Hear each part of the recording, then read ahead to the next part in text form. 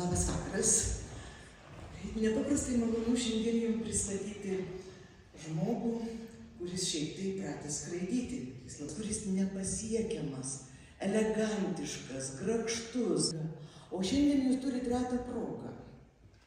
tą princą, tą nepasiekiamą galima paliesti, pačiupinėti, pakalbinti.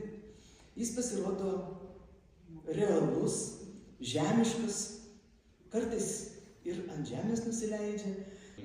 Ir dabar taip ir galvoju, gal biškai šlubas nieko, bet ten pasiremontuoju ir vėl nešlubas. Ir važiuoju toliau. Kojų pakelti, kaip šlubas. Galima parašyti viską. Pavyzdžiui. Yra visi pagrindėsiai surašyti, yra parašyti lietuviškai ir elementariai paprastai kiekvienam žmogui suprantama kalba parašyti, kaip tai reikia daryti. Ta knygelė yra tokia kaip maldaknygė, knygai įsikiši į kišenę, jeigu neatsimeni, gali pasižiūrėti. Gal truputį praskleiskim tą šitą profesionalių. Pirmiausia, tai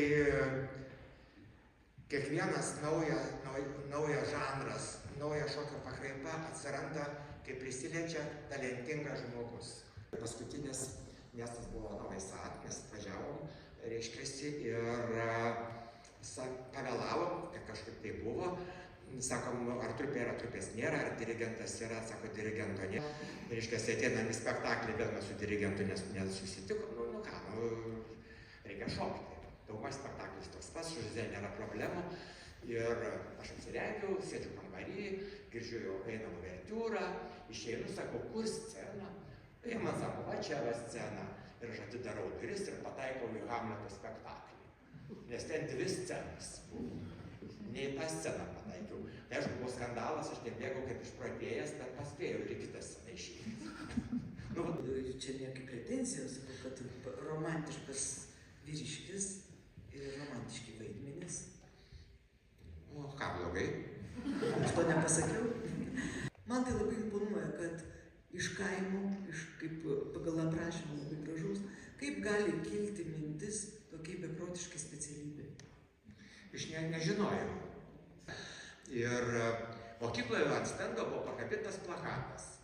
Ir ten buvo, reiškiasi, Jermolajevas šuolyje. Tokia beprotiška šuolė, taip kojos į viršų iškeltos, rankos, ir man tai buvo gražu, tai stovėjau, žiopsojau, parėjau namus, aš taip noriu, vežkit mane ten. Aš ten tai šokdavau polkas, daugiau nieko mokykloje, tai buvo 3 klasė. Ir tėvas sako, tai nuvežtų į Vilnių, vaikas Vilniaus nematė, nes ten nepriims, nors Vilnių bus pamatęs. Ir nuvežė mama. Ir priėmė. Ir šiek tiek sėkmės. Bet darbas tai yra, kaip aš sakau, kaip dabar privačiam versle, kad nėra išeiginių. Nes jeigu tu 2 dienas nepadirbai, tavo kūnas netoks, tu negali to daryti, negali taip daryti ir taip toliau. Nes, taip yra. Norėčiau palinkėti pirmiausiai, kad būtų tęsiamos tradicijos šimtmetinės, kurios yra, kad nebūtų galvojama, kad viskas po šimtmečio prasideda iš lygios vietos.